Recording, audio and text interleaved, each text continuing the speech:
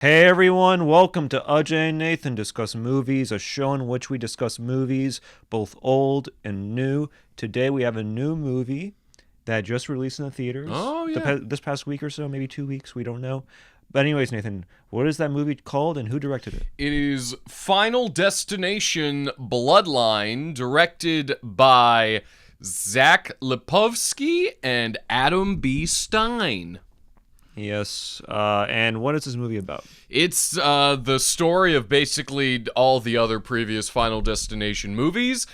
People have a premonition of a death that is going to occur, a mass casualty event, but they have a premonition. They see the future and are able to stop it and save lives, but in doing so, they stop death's grand plan. And so over the course of the movie, the embodiment of death slowly picks off the survivors one by one. In this movie, the gimmick is that it's a family that was never supposed to exist, and death is now coming for each and every member. And how did you feel about this movie, Nathan? I really quite enjoyed Final Destination Bloodlines. I think I'm a pretty recent fan of Final Destination, because before this I watched maybe the first three, because I don't think I'd ever seen them before. I realize I've actually seen them all because I watched 4 and 5 in like middle school or high school, but I think I kind of love this franchise now because each one is just a very elaborate dark comedy, and Bloodlines is just, it's so much fun.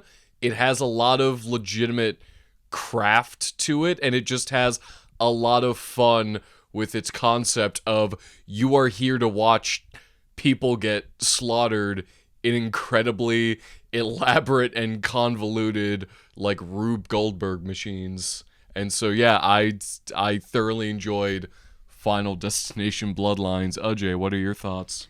I feel like this was like an ode to Sam Raimi. Like this entire film felt like an ode. I remember there was a moment. There were a few moments that kind of reminded me of Spider-Man 2. Yeah. Raindrops keep falling on my head. On my head. Oh my god. That song played. That was a great needle drop. There was also that scene in which the machine attracts the metals. Oh, the MRI. Yeah. Yeah, that was also reminiscent of Spider-Man 2. Great sequence. There was also that scene in which there was a champagne trade. And everyone kept taking the champagne, and the one guy went there, and there was no champagne there for him to take. Now that you're saying all of it out loud, it does feel very Raimi-ish. I love this movie. Yeah. I thought this was a stupidly made movie.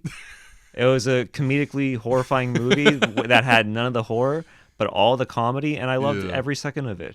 I thought the opening sequence was the best, in which they go to that Gatsby-like party, and you just see the big tower, and you just see everybody just fall and plummet to their death.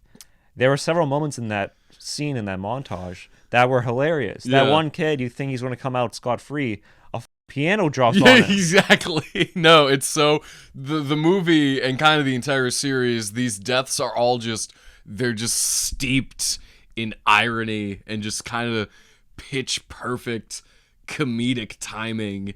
These gruesome, viscerally upsetting, violent deaths that occur are just so funny and so gory. And it's just these are really perfect, like, spectacle horror movies to watch during the summer. I think the crowd I was with, they were very reserved at what they were gonna laugh at when the movie started. Like that kid getting crushed by a piano, so funny. I laughed, but everyone else was like, "Oh my god, little boy crushed by the piano!" But then by the end of the movie, oh my god, they were hooting and hollering. That's good. My theater was not like that. No. I watched it Sunday morning. Oh, and there was okay. like at the very most like 10 people. You watched it with the church crowd.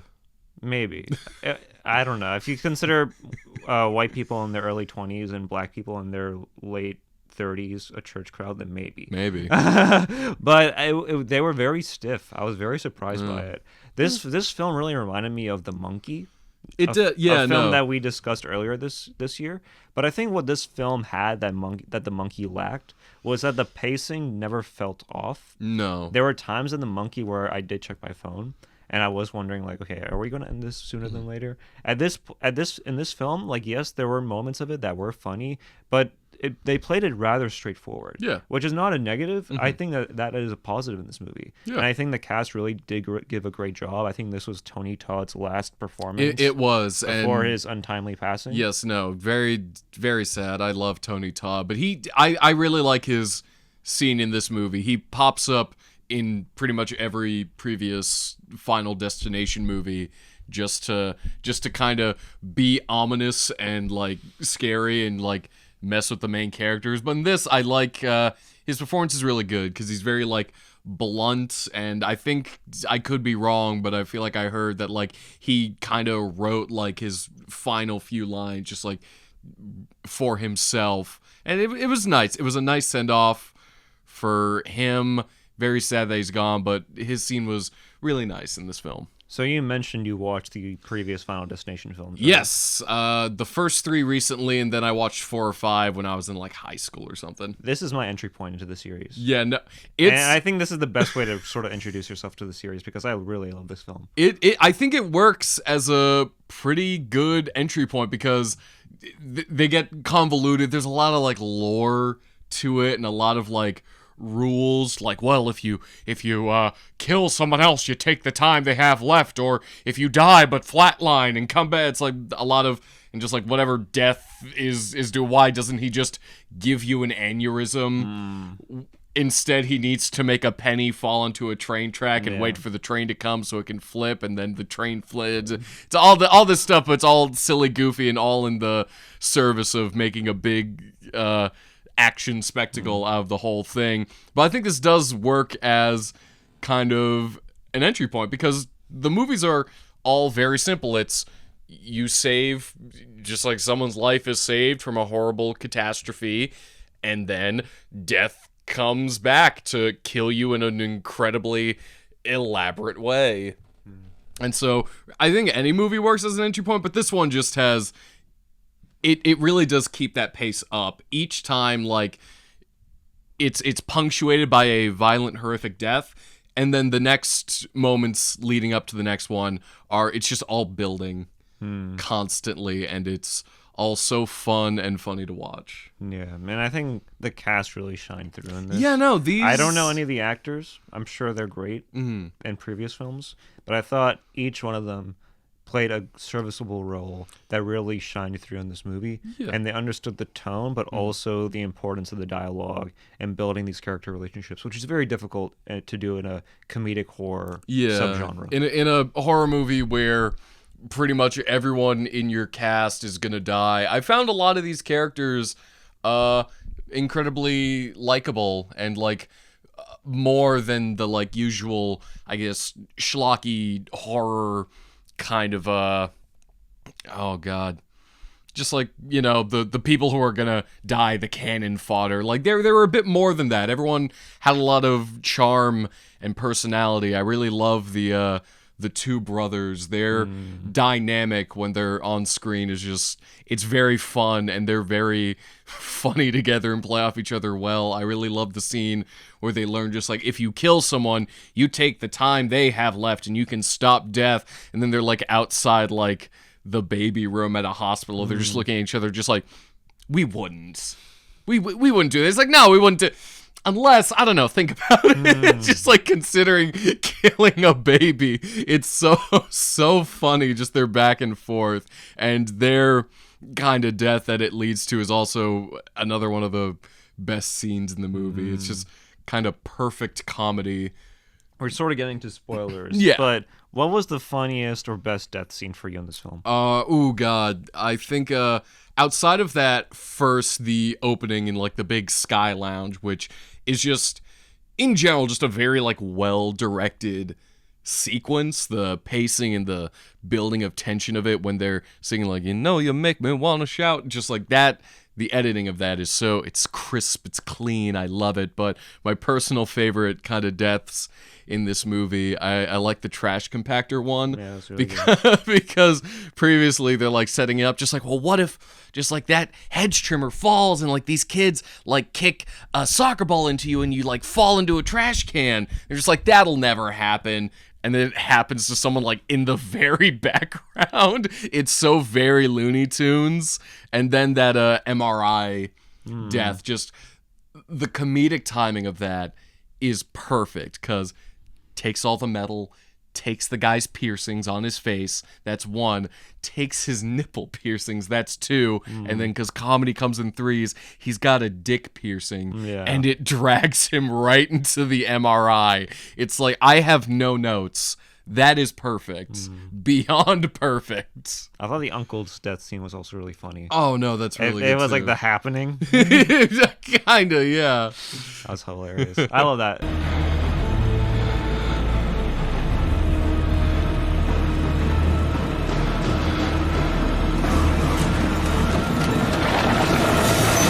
So anyways, those are the positives for this film. Were there any negatives in this film for you? I mean, I can't say there's anything that I'd point out as like a true like negative because the movie is, I went into it knowing it'd just be kind of like a goofy summer horror movie.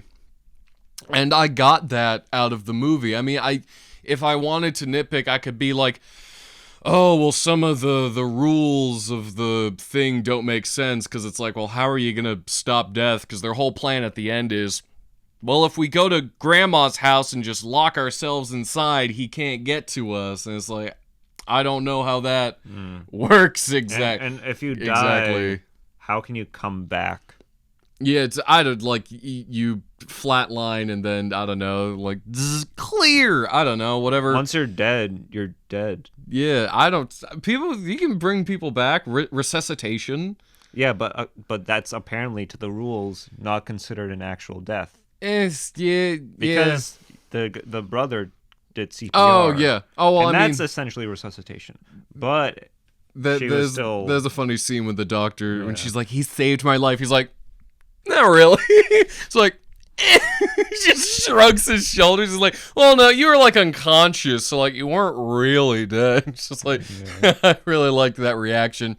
But it's like the logic of it. It's all very cartoon logic. Again, it's like death needs to kill you. Why doesn't it just give you a heart attack as opposed to, well, I've got to make this shard of glass fall into the grass so then someone steps on it and falls backward into the lawnmower that was turned on by the rake that fell down when the hose was started. It's like, you could just like blow me up, spontaneous combustion. I don't know what you're doing, Death, but it's we need to have liquid alcohol in the tattoo parlor that creates a fire hazard for an adopted guy that's not in the bloodline. Who's not even a god. That's still such a funny scene. Yeah. It's like, well, your father and I were having trouble. He's like, wait, that's my dad? Is that why he wanted to play catch all the time? Yeah, it's funny. It's also silly, and so I can't... pointing out, and he just like, this doesn't make sense, or this was confused. It doesn't matter to me, because I got what I wanted out of the movie. I got something that was very fun and very gory, and so I don't really have any negatives, unless you had a couple that you wanted to do. I don't have any negatives. I will say that if this film was released like 15, 20 years ago, it would easily be one of the highest grossing films of that year. It's already a really high grossing film right now, I think. It's 100 million, but I think it would easily be even more 15, 20 years ago when there was a value in like stories of this nature, where it wasn't really based off of a superhero film or any of that nature. So yeah, I mean, I thought this was a really good film. I thought this was like the quintessential summer comedy horror film. Yeah. I'm really interested to see how I Know What You Did Last Summer will do. Oh, and will fare, because I did see the trailer for it. Oh yeah, they're doing a reboot. That's, I don't know, that's not the most interesting like horror 2000s like horror, I guess, franchise. I don't even think the first movie was that good. So that's weird that they're rebooting it. Cool. Madeline Klein is in it, which I'm sure that'll generate some Who? fanfare. Madam Klein. Madam Web is in it. Madam Web. Okay, well, hey, Sony, round two. Round 2. But yeah, no, I think Final Destination has some staying power as a horror franchise, because those first 3 movies are legitimately, like, I think really good. The second movie, they open with a giant, like, car crash pileup on a highway, and that's, when I watched it, I thought, this is legitimately very well directed. Like, a lot of practical, like, stunts and cars exploding. There's a dude who just gets absolutely annihilated by, like, a tree trunk, kind of like happens in this movie, but just the way it's shot and looks is just, it's perfect. Just hits all those synapses in the brain that give, like, the dopamine.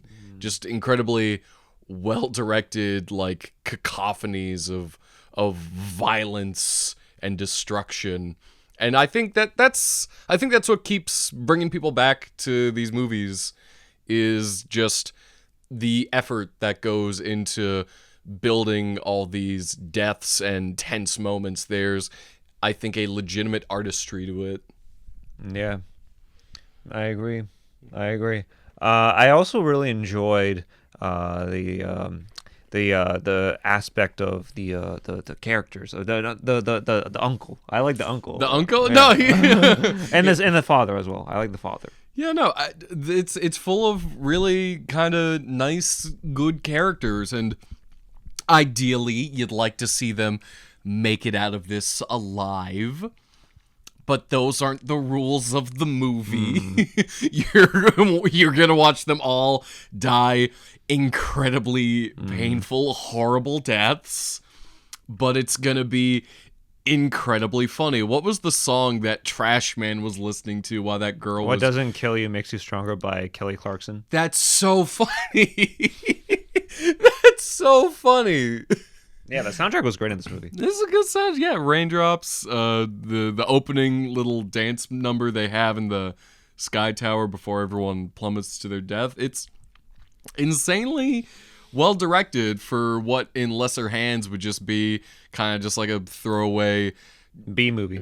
Schlocky B movie, but there is a legitimate love and care put into a lot of the movie, and I love it. I love Final Destination, not just this one, but all of them in their own way. The fourth and the fifth get deep into like early mid 2000s like CGI, and it doesn't look good at all. Would you say this is a better franchise than Scream in terms of the quality of the films?